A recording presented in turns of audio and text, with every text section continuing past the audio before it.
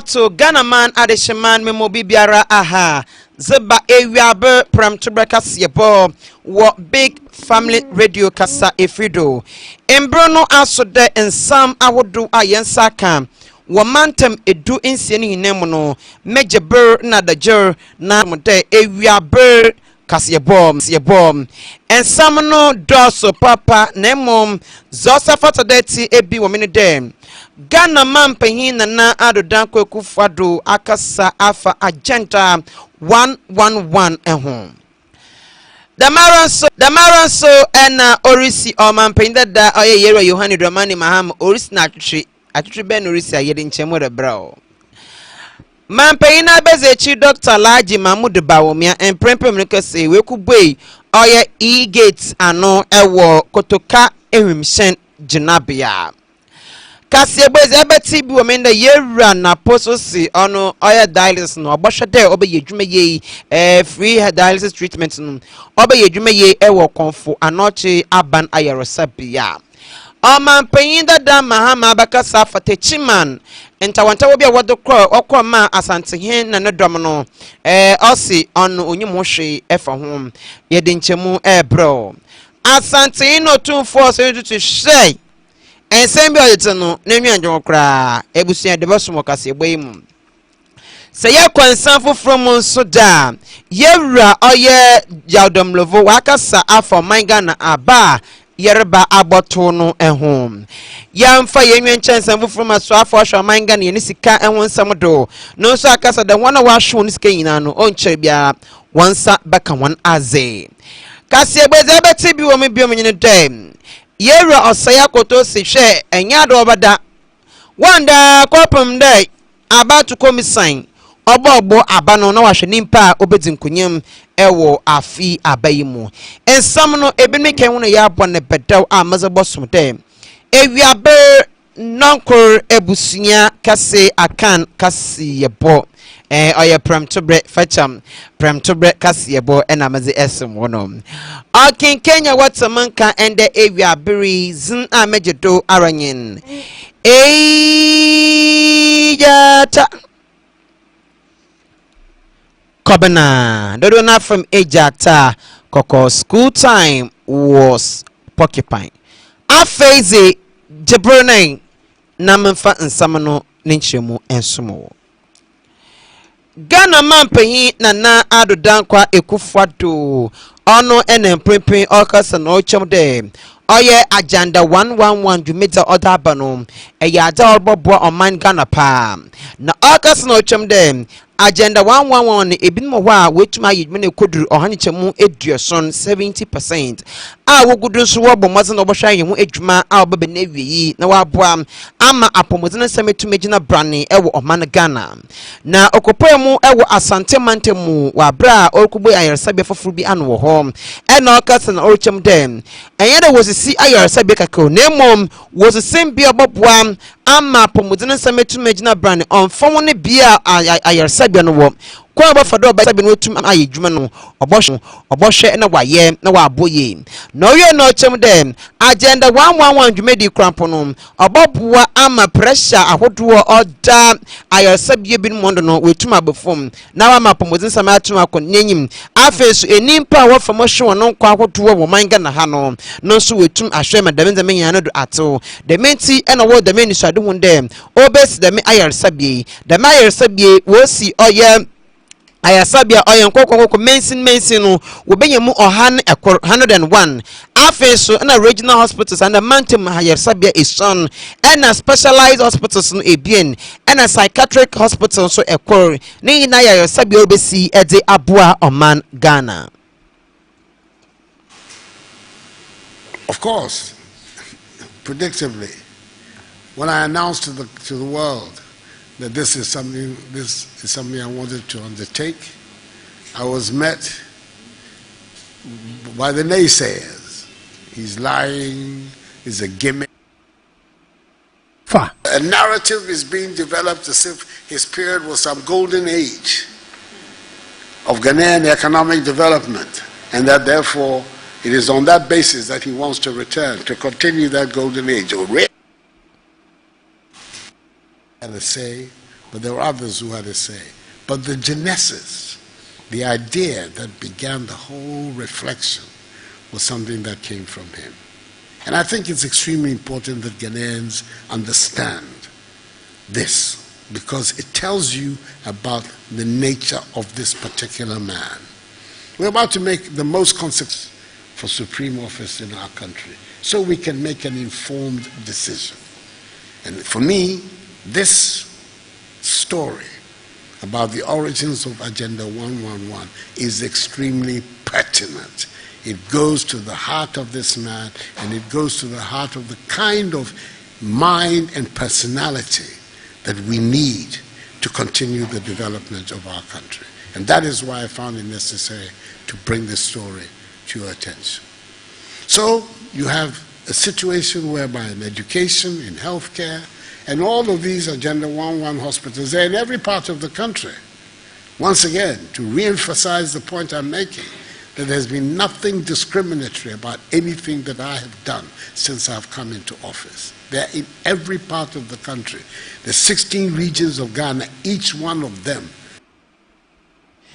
Abusua ya twa ensam do o mampanyin na nado dan kwaku fado ozena probono ahyehyedo ewo enkrampopuni mantemu ena odnenwe kyeremu ewo Tama West abato mpehyedo one NPP amayoku na nanoma atena konwa wowo da mpehyedo wono ono ne di inhia na dwumeze na asna okas na ochem de obasa wonara memo bibiara nto na aba mfa mampanyin da yewra Yohane Dramani Mahama na Mahama be no wentuma ba yehwe amfa mbo oman Ghana ebane oye nurses and training allowance a otwem wan wentuma ye bi pepe bi amfamba na obi kwampo wentu wa makansi yentuma ngina do don hwe edu ebien 12 hours no obaye dan na 24 hours kwamene mpono wetuma ye na okasi no chem de onye bi pepe bi yada odebro oman Ghana ntime obi anto na ba emfama Mahama. A narrative is being developed as if his period was some golden age of Ghanaian economic development, and that therefore it is on that basis that he wants to return, to continue that golden age. Oh, really? The golden age? You couldn't pay teachers training allowances? You couldn't pay nurses training allowances? Graduate Unemployment Association, 3.4% rate of growth, the slowest, the most sluggish, by somebody who couldn't keep the lights on for 24 hours. For 12 hours, is going to give us a 24-hour economy. With what power are we going to power this 24-hour economy when even 12 hours you can't keep the lights on? Na yako ensam fufruma Frankatuni zama NPP amayoku no Dr. Alhaji Mahmoud Bawumia and okopemu ewo kotoka ewimishen jinabia na okopemu wono oye dwumedo kodi ye digital border control system ana afenso e-gate anu kotoka wono kokubui anom mes mababua amenyuma hodo wozi wono wetum akonkan dwumed nat na okasa na ochem dem oye neni swade won pada oman na nzama hodo bebe wo a wobohwe na wode akọ abefo kwando na wabua amenyene dwuma yedinom ana ye ne dadam aseta no wetum aye bebrembro ezamanyen Dr. Alhaji Mahmoud Bawumia chema oye Ghana fam bebe ye ne mfidie anade ye ne abefo kwanye de duru no or the biometric verification and afi digital travel credentials no so aye single platform bi odere ba ababua emene ina no akwantu nsam etum akoye amoman Ghana. You followed everything we have done in the digital space. You will see that we have focused on homegrown solutions, whether it's the Ghana card that we have a homegrown solution, local company, digital address system, mobile money interoperability, Ghana.gov, everything we have said Ghanaians can do it. And so we are doing it at world-class standards. Today's milestone builds on the solid foundation of the Ghana National ID system and the Ghana card. It's a comprehensive identity framework integrating biometric data, digital data, addresses, and personal identities into a secure platform. Our e-gates leverage cutting-edge technologies such as artificial intelligence, biometrics, and real-time data processing to create a frictionless and secure travel experience. With the ability to facilitate e-visas and a fully digital travel process, Ghana is now prepared for the future of border management. These advancements reflect our readiness for the fourth and fifth industrial revolutions, ensuring adaptability to future innovations. Built by Ghanaians for Ghanaians, these e-gates are a symbol of national pride and ingenuity.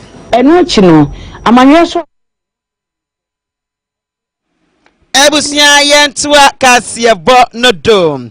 Sa yetua ensam no da na oye omampanyin na bezechi Franketuni abezechi no oye Dr. Mighty Opoku Prempe ono eno kase na nensam orekani na aine dem ehwe oye kidney problem aba na dem won brabo won tochema e oman Ghana ha wokopo mu ayeresabia wonche sikapudro bia sikasam wo ye den ede mo hono no oya da emprempen aban ne hye ahodro egu akwam dem nyame ya adom oye December busumi otwam ya December busumi wo mi na do de kan otwam no ona aban da me hye bedem se yobi ne se inye embrabo mu yereba aban bo hye na wa hwe free ne nyina ne se e national health insurance ne bia eno botum wa hwe ode ma ayeresabia ahodro bebre ayeresabia wo botum ahwe de me embrabo mu yereba wonka jika prempo said the health insurance kwa ebi eye Confanot Teaching Hospital oye Kolebu Teaching Hospital Afe Cape Coast Teaching Hospital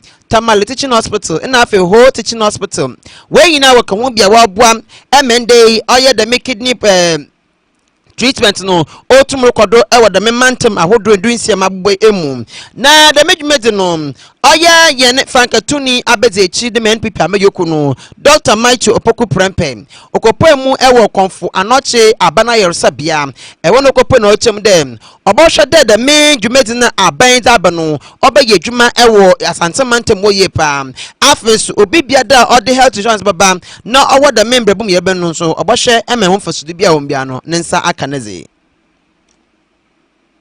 Kolebu theaters were renovated, obstetrics and gynecology theaters were renovated, brand new spanking in Kolebu. But because the feud between clinicians, it wasn't used for months. So I think the first thing that the government should have a meeting about teaching hospitals and Ministry of Health and relationships. The second thing is that the national health insurance has grown and is growing. The diseases that or the illness that we treated has grown with time. Because of course it has to grow with time because the disease patterns affecting Ghanaians will continue to change. Now we are being affected more by lifestyle diseases consuming our hospital beddings than infectious diseases. And what I mean lifestyle diseases like diabetes, hypertension, all those, and this consequent heart problems and kidney problems. You are eating good, and unfortunately you are eating good or bad, and so it affects everyone. So if you are a doctor, what do you want to specialize in? You should think about the diseases that are available for you to treat in the next 10 or 20 years. So with that, government has decided that not only childhood cancers are being treated, not only breast cancers, not only other things, but we are also starting with dialysis. But like I said, sometimes if you have your national health insurance card and you visit the hospital and you have kidney failure, but then that hospital hasn't got a dialysis machine. Just like if you have national health insurance card and your district hospital, what is the use of the card to? So the government has taken note of that. Building 111 hospitals so that we get a hospital almost at every district capital in the country. Unprecedented. But it's all about leadership. So when you eat bad as a poor person, you don't take your health promotion seriously, you don't do preventive health. You end up with diseases that are even more expensive for the rich man to be able to afford. You not able, so you won't have your time to do it. So government has today, the National Health Insurance Authority, one of the challenges they solve a workout technology. Decided that they're going to offer free guidance. Take about 4 times. Yanko and Sam Fufrumu, ye Kwansam Fufruma.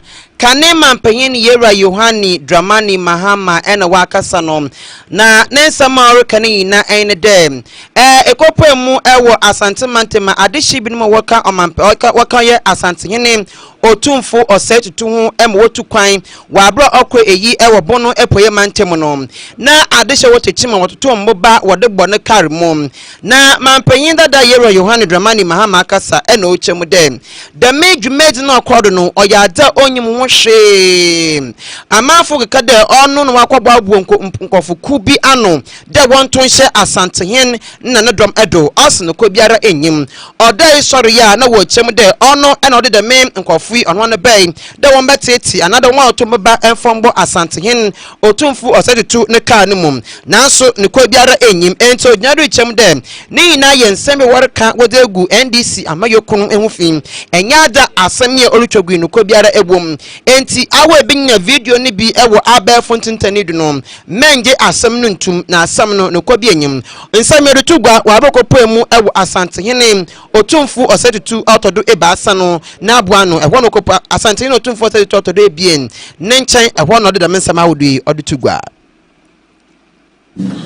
na afi e obi be a friend fake news it need abefo computer enye bibia obi tia obeka se woni anope no sorry ya maguba ko phone so aye de me picture atare ho na omo kankan sem omo afamene and omo dia se computer so kankan ensem eni ho ni na so yeah seat of government eni ngubi omo department of wa omo juma ni se sa fake news no omo de atudwa I'm pay me sorry na now crime so be concranza a year enti me bon pa say na me from komra I'm pay me sorry yes me makofa enkoda du otechi man so mo to abo embo otumfo enti na me say campaign na to subuti Akan mo entrodi na we na ebu enso me say yenya hatasuri onimobia kumu na onimse yese onu na esi hene na me ogidie se obehu Ghana mobo se nia yemia numi abeye eka mobo Ghana esika sema se nyame ebe si hene a obeboa ne esiesi sanyo mani na Ebusia yanko ensam no biom na okase wie no wa ma wansuwara ena ochem dem se nyame yadom na se afi apime bien na eduenu anan abaye boto no se NDC amayokunu di nkunyem no mampena da Mahama obabasan so bafegwa no tando da mampehina obohye na mpuntudwade odibi ama asante mantemofo Oman Benin for Asha Senate so for line interview so mumshe watching and they call 94%. Ne kaya no any kwanya eko ebuakwa. I just say aban we buy here almost some everything them go omunyi. Enti nana nyauka no ne kwan so na ebekwa so di so. Enti nana you can count on us. Say maybe I ebeba abemo. You know ebe dream asante man koso menim say me de mensia eyemifie entemre bia amepe bia me Ebusia yankwa de mense mara na oye mampena da yewra Yohani Dramani Mahama okase wie no ena asante no tumfu osetutu autodo ebien ono so kase ena ochem dem otete da nkofu bi kansem bi da bibi da on ne NDC amayokufu wontem ase wakase won twan san wakase o Aba de pa eno de yentem. Jesus menshia de ene says menshia de we dan e ka ho. Yo. Osi de san no to de ba yifu yi. Wa ma ko ina who say. Sabi mo ki de bi ki kan so na so menshia de. Oye ya e ka ho. Epro me bia mama nyofo na. Se ne pro o ba tan obi mama ko na. Baby amitie Ghana so sene wo bia. O se baby o tie o kama ma bo yo se. Ghana mai asusu bia. Ghana ni ye yo na hia ye nyina. Se da biara Ghana ni dikan. Ghana ni ye yo no e se hia ye. E senti ne ne e hihye se mfie na bia ye yi obi a ye nto aba ne ensa nhwe. Se Ghana bo na ne ahihye aba ahihye. Mo ma se se be mfie nan. Hihye se no ho mu a. Ye nsa to aba. Ne be se be de wodi e bukan. Na de oba mfie na no nkontabuo no. Nipa ye ti ho ne e wa bonten se so wo mani a yensa antoma no. Se pasa na se be ya so de mu e kunta. Se mfie na so ye ni a ansa se be mu se de se pa to ma no aye ya to ma. Anso wo mani nso ani ya to atia ne ye de foforo aba. Se Ghana fo bo kunta na se anso mani a ya to aba ni le si check na mo fo so aba. Eno na asa dru so yi. O se no na se asa dru. De de bia me kan se. Monka maka bia chendam se uba kan de oye ye ka de afi uba be yen so ka kire Ghana fo ne yen ti ase. O se no ko kan de o kan de se ne be be. Se be ba de wa ye akukuru do be ya to aso no ne be so de we so sa ye no. Ka na Ghana fo ni na hu se de be dia wa sha so de kwa Ghana man ni. E to bo sumo a to aba mo. Dear Dre, dear Minim, so what about the Ramagana for you to the opportunity? Obeda da so to bo se no. Se dear Dre when we say say up on toa Akan near ma so oye the we ja ho e ni Magana man aswati. Ya kan say Ghana for na beche ya dwen ne ehunu say. Yo Ban sama yetie nyina asuma si ana benten ne beto ama no amana ye. Se de o kan nara no ka say Ghana for aswati. Ghana for the susu. So the way kind said them also cano. What is it of mana? And no answer the SN say abato na natene mano kremra. Yanko and some fufrumum. Caneno Cane Oye Auditor General Yewa Daniel Domlovo ono ena waka se na nensamo orikani nine dem waken de fo beye ebase bi mo Ghana yakoto santen na yatoaba yeyi mampehin ena mbreche bedwomofo na nensamo orikani dem abrea suye yakwakoto aba na yeyi mampehin na mbreche bedwomofi so kana nkwoti ankoman Ghana abaye botono yeyi omampehin na odin kuntabuo yebe ginedi owa hobrase owo obuo edemo oman no na empo no oman no another aman ne beka no ono eno obeji atum na yesanshi omanpen na oye ejapa obabua magana yetum afienta papa Efram meme yenkwoto aba emfa mamanpen bi oroba obebubu ye no kwem no ye na supporting bagum dabi yento mamanpen papa na yerodom lovo ekase no ochemu dai se yeshe oman Ghana ha embreche bedwemini biye de nyiwa na ketua obru auditor general do osi auditor general no na ketua wo so chene embreche bedwemini nanso ehye dan enzama hodo wo embreche bedwemofo ye oman Ghana ha na odwene won tase no kase no dan kase no wo yemfoto no chem de abra nanka owo aban mu na owo office no ye adwuma no we hu da embreche bedwemini bi wo ha na ketua mposo sen ono domlevo it's such that in Bishop Yomofon, na Kachanso, now so in Yuma, what yet are dying the companies I would do no, or Dodgen one on Tassi, Enti, and Ochum the young to Abaman Pin farm, what to Master Ghana was the Amayan.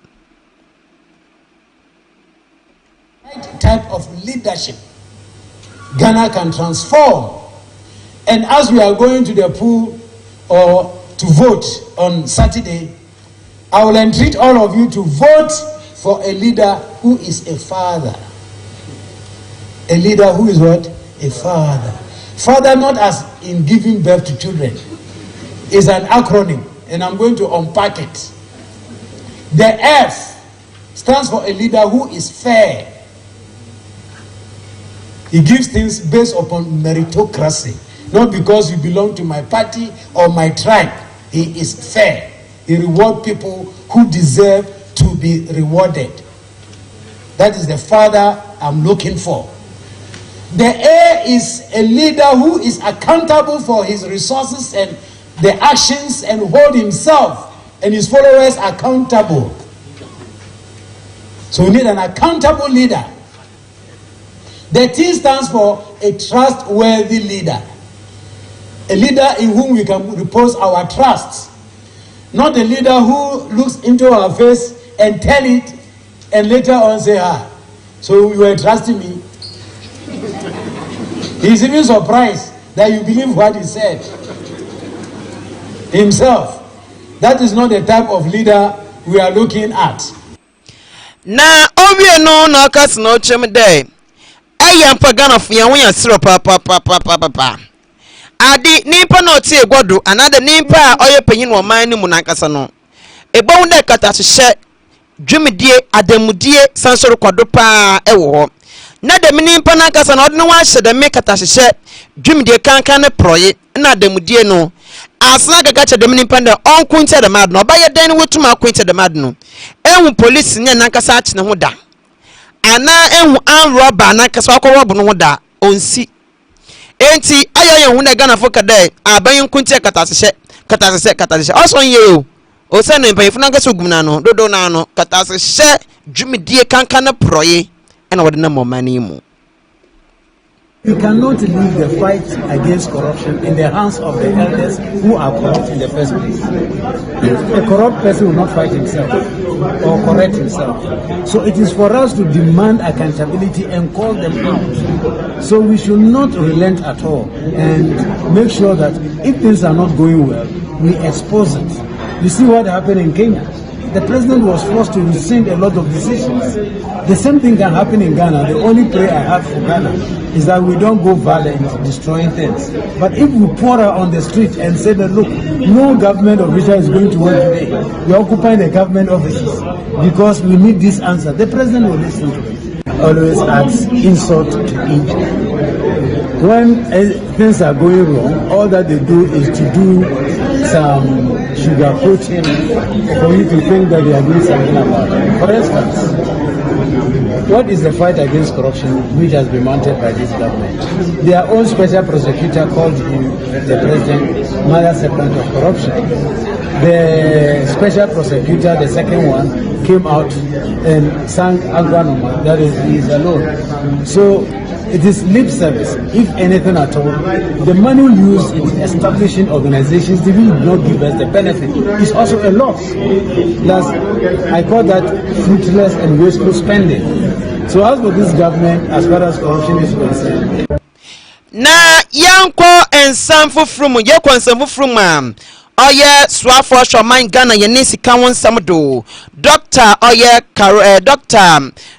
Mohammed Amin Adam honestly mbese bedwemenize madesha wo Karaga abato mpeshado na odno bosom oye inhyemo ne semtwofo hiem efono man Ghana ye ne sikasam ho na ye ne economy ho ensam no ene da odechishado na dwumeze na se no kasa no chem de oye aban no oye restructured debt aban no owom no odo mfihie ebie ne ntem odo yenim no wobohwe na wodaba na oye edwumeku awodo manga na ha won kan ema won sikasam aye basa no oye restructuring recover no obohwe na wetumedi mu pa ye na mfihie ebie ne ntem ne ba de bibia about na akondo pepe akasa no chem de aban ene euro bond for holders no we hia na o chema sikapudo no nyame yaduma January bosom afi apime bi ne eduenu enum no ena de me woni eurobond no ne maturity date no obosom na se obandam na obohwe obibi yada ani ni sikakam no aban bohwe ne wejeje mu edi amwan na wa abo won na osi wode coupon payment bi baba coupon payment no onam Ghana cedi abrochi dollars no ahe bien eduenu $520 million. Effort. to bring this economy back to this state. Many people lost hope that this economy will recover. But I want to assure the people of Ghana, particularly those who have lost money, that this recovery is not by accident. We've implemented good policies. We've implemented measures that are driving the economy back. And with the rate of recovery we are seeing, I do not have any doubt that in a year or two, those who have lost money will recover their money. Let's continue to build the confidence in this economy as we have been doing. Let's continue to support this economy. All hands on deck so that we can build an economy that is good for all the people of Ghana. And don't forget that we've traveled this IMF journey before. In 2016, by this time, the program had failed. But here, this year, an election year, and with a crisis influenced by external shocks, we have stayed the course. And the IMF has just given us thumbs up that our economic management is really good and strong. Yamfa yenwantre ensam fufrumum wo asante mantemu yewa Henry osei akoto endis ni mapa na ono akasa no orichem dem nyame yadoma afe apime bien eduenu anan abaye boto no endis amayokunu de ose wandada enwa no wo jina oye police station wo akoko center ho fiti ade boto abebo wie kwapme ene doctor de edu a abatu komisan obaba obo abana de obentin anada simosi na wedi nkonyem no wandada ase what na wanko na wakaka ekojo ntwenu nyimi me tonkom na so me ndayo etwando obi wo pen papa wati ama woni amayoku no obaye den na webu onyo grum na wadade bi oso mbonyo da what na wo 24 hours copy my bra abatu komisan oba aba no right any exercise Ghana ha obi all right to move anywhere obi ati obi aso ngo tena fi bia we are watching it from crane to crane yewia baby e betam ballot papers ballot box the eco coalition center we are there we are watching it from crane to crane so about say from 7th no na EC declared by 10th me boa this are 3 days ni de monia ani eda day ubeda by this time never se konfo na ofia ni no notice bebo say me ba ofia na dum ba be we want ubeda mebusa ubeda eno de oda enyi sanete right saba pepe na bisi Abusua yantu Kasebo no dome na oye quantum ko embrese bedwemani on original day ade ama adeshawo kowu afam place north abatum peshedo lawyer peli walasi ono enoka say na watonkra ede ama adeshawo kowu afam place north abatum peshedo for them one day wonya har na wampur ema Ghana ne famuti ena Ghana ne kankon ne mpuntu ena afeso ne ahofama na wantu aba enfama ono no beginam enfama adeshawo kowu afam place north abatum peshedo na papai okase na ochem dem se watu abama na mpuntu dwuma de bebre baba ase bebre bepu mu ewo kowu afam place north wo na nanka wo NDC amayoku mu ena watu oye primacy odi ntwo no ofi no to hwe oja mapa mampaba moko kwantan ko mankote moko ekigina kwantan ko ewo abatu mu enti wama mkwam ndwam moko ekigina kwantan ko ampani apa yewura oye lawyer pali walasi okogina kwantan ko ena okasa na ochem dey ona de mpuntu mena na repre eda madehia wo oye kowu afam place north abatum peshedo wo ye mini rally ewo donko krom mensinum eho na the mensama wodi edutugwa the youth need to arise Ghana youth in your country. It shows the enthusiasm and the zeal to make a new thing in the life of Afram Place. and I stand for that. Into any growing na me say every advantage or every joy I've experienced outside of Afram place, should not take me away from the people, because my business for me. And so I'm coming back with the heart full of enthusiasm to work for the people and make them reach their goals. And you know, more family beto aba mami number 4. 7 December about to him. And I know and I am sure that I'll be able to lead them steadily and gradually to their promised land. Na ebusia embebu na won so wo NDC ma won so wo defect ya na de wo fi NDC mo na wa batai owura oye pili nechi no e won so won nsem traffic say na wo chim dem chede awon fama na won brasa owura oye lawyer pili wolasi ode ma won na we nwa so papa chede ze oye npo hu ni bida na wanta simple na e one day ze waka no bebi e wogina na wogina di into a pampensa obetumi ahwe yekuayo aboa say infidite tractors, fertilizers, irrigation machines here ya pampensa, because see a pampensa maybe abese no na nka 3 season maybe a 2 season so no to a ye major and then minor season. You see even major season ko am so na ento yi wa kire yen say ho be hia say obeboa with irrigation say be ekua mbe gina na so this anema we na hye yin fine say the pampensa hye ne sa promised land. Okay, me am Engineer Franklin na home. Everyone from Jagaban, nobody but that. And it James D honorable lineage say share my school. Result here. Me fairly do.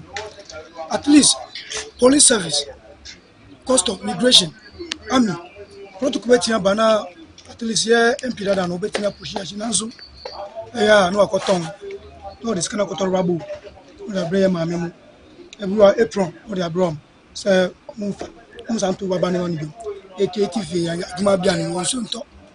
Some Ashibi des and Babu. Engineers on my touch say. So we near boy and baboon, a man Jumai. And to Namidinich. Michael.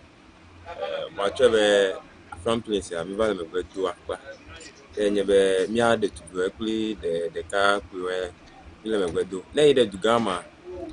Most of the times, ne ume school cracher do only sikebe enye MVT do youth we no kobe MPK do wole kpere youth wole sosona mi abofia eba wa be mi ba chi be mele na de kepo mi we MPK mele mi akporo wole yide tepere ko ta eba we be enu mi obeti a mele go mi ko le mo be excavator training forklift those bulldozer mi nu mi obeti a we are not getting mele go mi de kepo le mo ta honorable elewa akoko he has started so enyemenya bela aton awe ayi jinenye ekakpo MP gele dudu kata akoya mediwe ne mi wale mo mita kone eni kpere mi ayuton na asinu do no amesia mesi no meton yi school pracho wala echo akwa asinu do awo akpo ega akolo do ko kata ko me oyo enti onen edi gide kodwo hansel na wabechirem ayigbe na oken no gide kodwo hansel na wa ba bechirem ede amahen